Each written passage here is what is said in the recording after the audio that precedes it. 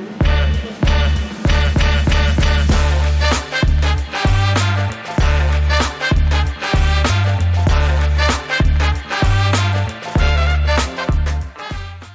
really like how you put of seeing your program's strengths. So using data to inform this overview, right, of what is the strength in terms of instruction. So do you agree with that the Yeah. data does help inform can help inform instruction? Oh, definitely. So which kind of gets into my next question, sort of, right, is how is data utilized in your role? Um, for me, I use when I look at our data, I look at initially one of the things I look at is our intake. What are these new students' demographics? Am I getting a large influx of students from a certain part of town? Am I getting an influx of students that are possibly younger? Is there something going on with those high school students? Like, because that once those high school students start popping up, I'm like, okay, I gotta make sure I'm focused on making sure we meet all the requirements to bring them into the program. So initially, it's mostly demographics. Where are they coming from? Who are they? Where do I need? And then once I tape test them, okay, where are their strengths? Like really focusing on, okay, this student has awesome reading skills, but they're lacking a little bit in math. Um, and so I can use that to have that initial conversation with them about their tape scores. Okay, awesome. This is where your strengths are. You're a really good reader, but and they usually already identify it. They're usually like, but we got to work on some math stuff. But here's the cool thing about math. You know, you have some strengths in X, Y, or Z.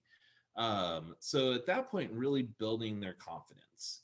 And then of course, there's the, normal state requirements. I gotta, when does a student hit 40 hours? Once they hit that 40 instructional hours, okay, now they're eligible for a tape test. And then now I've got to see, okay, did they make that level gain?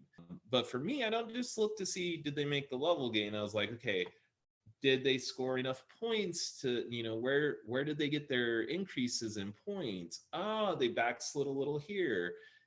Okay, maybe we need to focus on this now. So it really gives me an idea of, how they're progressing in their classes. But then as a program, we can look at those MSGs and say, okay, our threes are doing great. They're going to fours. Our fives are, kind of stagnant, but that's okay. We're practice testing. We're getting them ready for their official tests. You can really, see what's going on in real time with each student. I can follow up with them on their attendance. I can see if a student's, dropping off, kind of, oh, the student's not, they were doing really good, but they're kind of trailing off. Maybe I need to call them, really see that part of it. And then, of course, at the end of the year for the directors and the folks at the state office, now we got, annual reports and all that stuff, and and then now we're informing the annual reports and, really reflecting on how our program did, where does the program where did the program really succeed?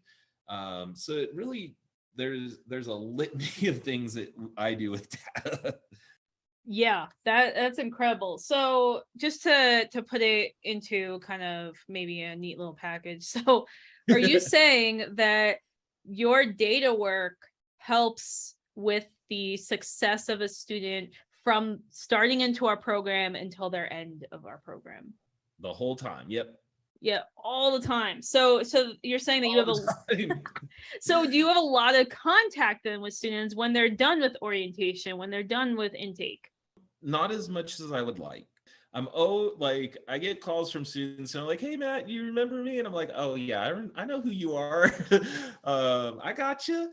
And then we start having a conversation, and I can be like, oh yeah, I know, I've been watching, yeah, I know what you've been doing, like I got you. So it really informs those conversations later on. When I do get to have them, one of the things that I've wanted to do, and I'm going to start doing here, I think next week is my first one. I'm actually going to be doing site visits and actually going to the classes so that the students see me as well again, and they can talk to me, and I can interact with them, and just really start having more conversations, knowing, hey, I've been kind of watching you from the sidelines. You may not know I'm watching you, but I got your back. Wow, okay. So you're going to be really involved in that case then, because you're going to be at these classes. Yeah, I'm going to be in the classroom, being visible with the students. And I know that's really that might be a little bit of a different ideology from pure data, like looking at and analyzing data.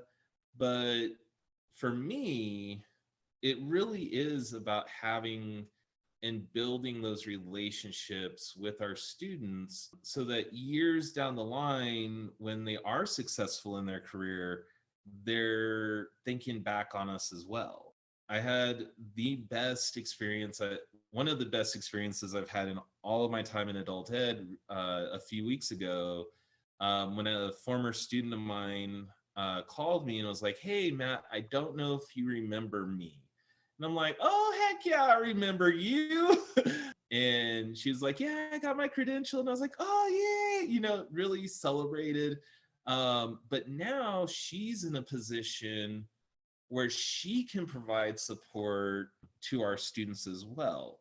But that relationship that I built with her over time as well has brought her back.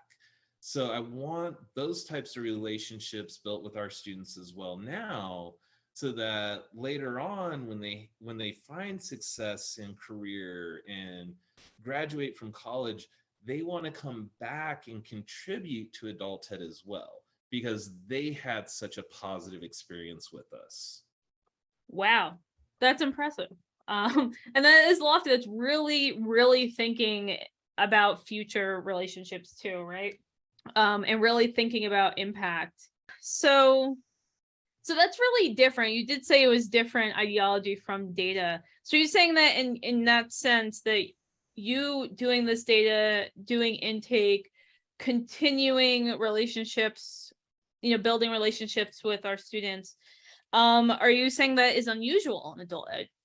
I don't know if it's unusual in adult ed. I think it's unusual from just from me, from what I think of data. Well, what do you think of with data? So, when I first started teaching in adult ed, I thought, and no offense to any of you lovely data techs out there, I love all of you guys, I promise.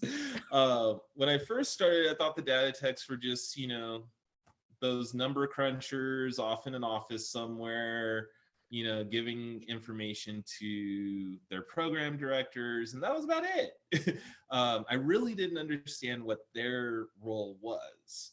And so, and now I really know that it's more about informing and investigating and understanding and really, trying to do whatever we can to help our program succeed. I didn't really, I really didn't think about data when I first started teaching. It was like, I got to do my attendance, I got to tape test my students. That's about all I want to think about with data.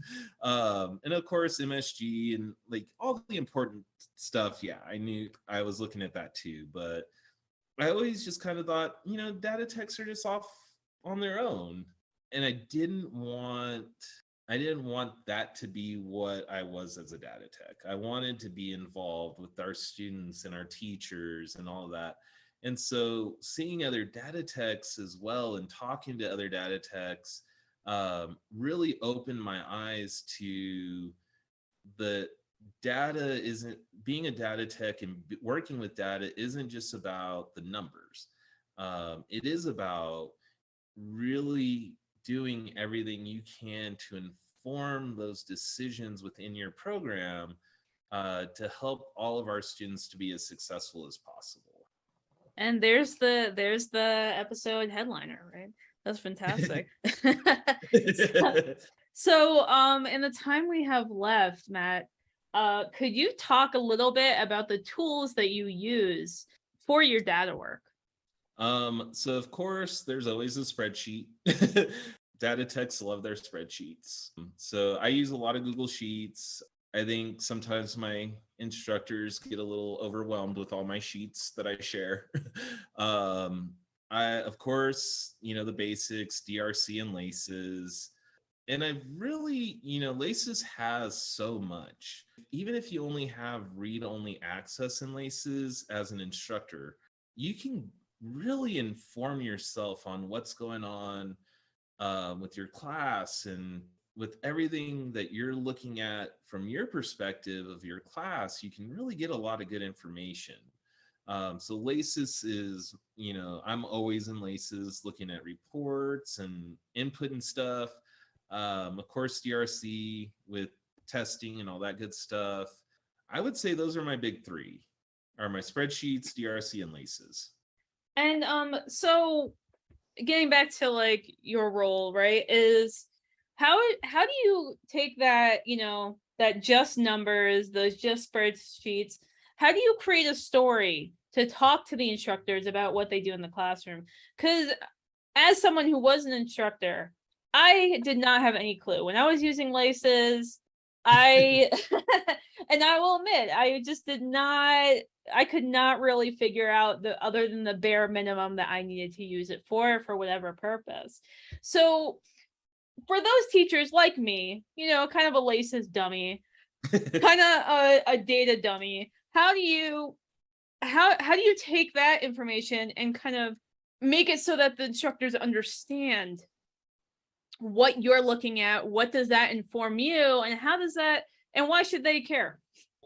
Like one example I have is just looking at a class and being able to say, okay, how is this teacher or how is this instructor, how is their instruction working for their students? Like, what does the data say there? And then I've really had to do a lot of research and, dig and learn about, how the TABE is set up, how the CCRS standards align to TABE, how that all aligns to HISA and GD, and really inform myself there.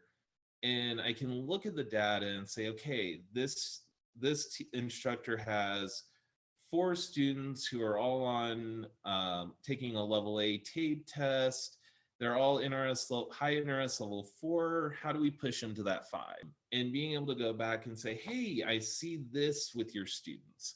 Hey, maybe we, focus on a little bit of these skills so that we can get that level gain. So it's really about being informed not only in your role, but the other people's roles. So those teachers who might be, LACES need some better understanding of LACES, because LACES is a little tricky monster. LACES took me a while to learn.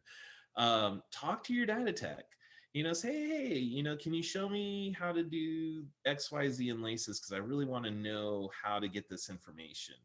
And hopefully your data tech will have the opportunity to be like, hey, this is how you do it. That way you can start looking at that data and informing your own instruction. Using data to better inform your own instruction. That sounds crazy. Maybe it just might work. Matt, thank you so much. Thanks so much. I feel like I'm learning so much more about you and what you do. Is there anything else that you want people to know about you? And that could be personal, that can be professionally. What would you like people to know about you? I guess I think one thing I would want everybody to kind of just know about me is deep in my core is a desire to really help anyone out there that I can help. And really help them in whatever way I can. I've been fortunate enough to be, intelligent, well-read, educated. Like if I'm lucky, I'm fortunate. And if I can share my wealth of knowledge and experience and expertise in any way, that's what I want to do, because that's going to make the world a better place. The more we help each other, the more we share, that's only going to make us all grow and all become better people. And that's just me, myself, that we all just have to contribute to making our world a better place. And I do that in every way I can. And that's why I'm in adult ed, is because I really do truly care about making a difference in the lives of our students. And you do that with spreadsheets. Thank thank you again. Thank you so much for your time. I feel like now I get a better understanding and appreciation. And maybe I'll appreciate Google Sheets a little more too. This is Nadia Cater signing out.